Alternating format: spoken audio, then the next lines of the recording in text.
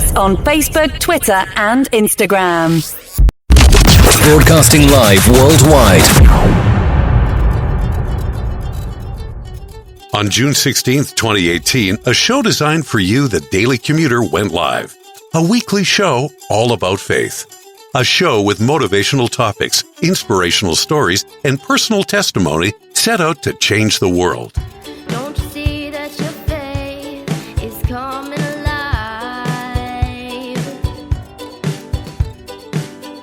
Don't you see that it's tested every time? He's the one that makes your life divine.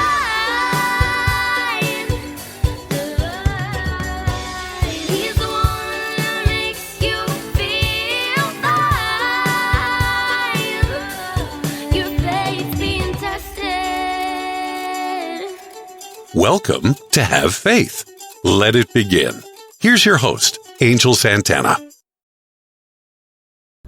Hello, everyone, and welcome to Have Faith, Let It Begin. Yeah, don't adjust your clocks, folks. I'm a little bit on time today, so I figured let me go and once again go live at 7:30 because I'm able to. I just want to, again, programming note that once again we're going to have the show pushed back till 7:45 at a.m. and there'll be a live shows around that time frame. I just got very lucky this morning and I was able to make up time. So I said, you know what? Let me give a second episode live at 7:30. With the announcement of 7:45 start time temporarily while we are just adjusting to normalcy and just trying to get myself acclimated a little bit better. So, folks, welcome to our show. Have Faith, Let It Begin. The show designed for you, the Daily Commuter. Today is April 16th, and it's a Thursday, 2020. And you saw the title, which I got to fix a little bit. There's a little bit of a grammatical error there. But is the customer always right? Yep. Let's talk about that. Why did this even come up as a topic for today? Well, I'll tell you, we had a huge discussion, my colleagues and I at work. And one of the things that I've constantly seen over the last couple of months, even prior to the COVID-19, is an issue that I've spoken about many times on this show: instant gratification. And I'm 42 years old. I'm well aware that 20 years ago, when you hear the word customer service, or customer is always right, or making sure things are done professionally, was held at a high stature. And I don't know what has happened over the last 20 or 30 years, but one thing is for sure, I've never had so many different types of phone calls, or on my own personal time, or even at my job, or even going into a public venue and dealing with such customer service representatives, managers that were so, or are so unprofessional, using foul language, using lingos or tactics that I've never thought would be allowed in the workplace, having mannerisms and having different types of ways of approach to individuals. It has just really blown my mind. So the discussion we got into yesterday was, when is it okay to retaliate? Listen to those words. Retaliate when you're being disrespected. And my response was, I never try to retaliate. And that's where the discussion got a little heated. Not in a negative way, because we were able to talk things out like adults. But it was just the question of, why is it that most people believe that today, when a person is very disrespectful to you, that you have to feel as if an action requires a reaction.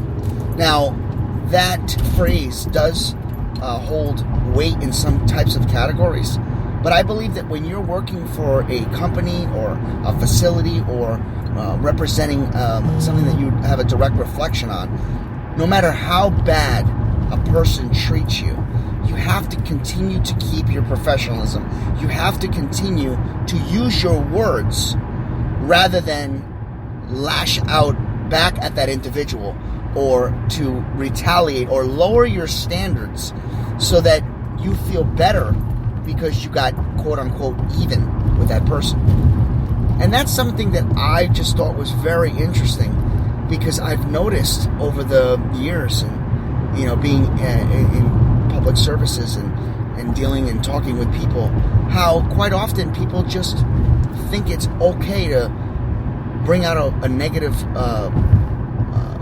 term or using foul language just because.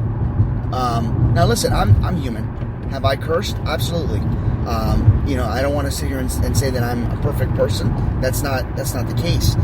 But one of the things that I don't understand is, I don't believe that in some situations it is okay to just scream at somebody because you haven't gotten your way, to yell at somebody because you haven't got your way. Why can't we all learn to use our words?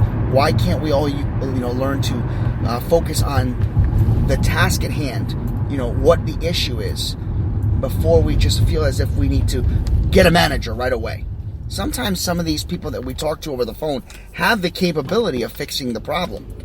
It brings back memories when I used to work for a roadside assistance company. I'm not going to say the name, but I used to work for them, and we would get calls for towing, and I would remember seeing and hearing people that were so disrespectful to fellow operators, people that had no reason to be treated like dirt, because maybe their service was not being told that it was going to arrive at a time that the person believed was good enough, was fast enough. And I remember them, reaching out to the tow companies and saying, yeah, we got a real winner here. This is an individual that was very disrespectful to me. And of course, the tow truck driver would, out of respect for their colleagues, would say, no problem. Let's extend that, estimated time of arrival. Instead of 45 minutes, now I won't get there for another hour and a half. Does that mean that the person was right? No. I understand why they did it. They're trying to teach them a lesson. But in reality, that doesn't make things any better, because ultimately that person would eventually call back, get somebody else on the phone, and lash out at that person. How many times have you seen situations come up where an individual calls you, and right off the bat, they don't want to speak with you. They want to speak to a supervisor because they feel that that's the only way they're going to be heard. I encounter that almost every day. And usually, not all the time, but usually I'm able to resolve the issue because I ask them, what exactly is the issue, so that I can get you to the proper person. And then finding out that I am able to resolve that issue because I used my words. Now, don't get me wrong. There are times where I clench my fist, where I pinch my thigh, my legs, and I say to myself, oh my goodness, if I only had a chance, I would just love to just yell back at this person. But I don't. I choose to use my words. So where am I going with all this? Because of everything that's happening today, a lot of us are frustrated. A lot of us don't feel as if things are being done in a timely manner, and or feeling quarantined, we're feeling institutionalized. We feel like we need to get out, and we're being told we can't. Don't lash out at individuals. Don't lash out at your families. Don't take your frustrations out on people. Talk to the people. Use your words. Call your pastor. Call somebody that you can vent to. Call me. Write to our show. Pray about it. It's not worth all that energy. It's not worth to create all this negativity, this hate, when we can all just try to get along. So the next time you have an issue, the next time you feel as if you're not being heard, before you go off on the person that picks up the phone, remember, they may be able to help you. So try to use your words. Try your best to get exactly what your point is across before you make judgments, before you lash out. If a lot of you remember my microwave story, I never lost my cool. It took for them to get to a certain point where I had to use bigger words. I had to take things to a different level. But I wrote letters. I wrote to companies. I got phone numbers. I wrote emails. I never once yelled or disrespected anybody over the phone. And ultimately, I got my new microwave. It's not what you say, it's how you say it. Remember that on this Thursday. May God bless you. May He be with you. May He shine His love upon you and grant you peace. And never forget to have faith. Let it begin. Thank you for listening to another episode of Have Faith, Let It Begin. That's right, Ariel. We're done with another show. And it's always great to have this show with you, my love. You know, we're going to encourage each and every person to listen to our show every single weekday. That's right, you and I are going to help change the world. Do you think that you can do that for me? Huh? Yeah, you know you can. She does. We want to let you know, and yes, we encourage you to listen to our show each and every weekday, and it's going to be live at 7:30. Make sure you're subscribed to our show. Make sure you get ready, fasten those seatbelts, because Ariel and I and my family are going to bring you a new topic, a new story each and every day, right? Isn't that right, Ariel? Yeah. And she's smiling at me. Guys, enjoy your day. Follow us on Facebook, Twitter, and Instagram.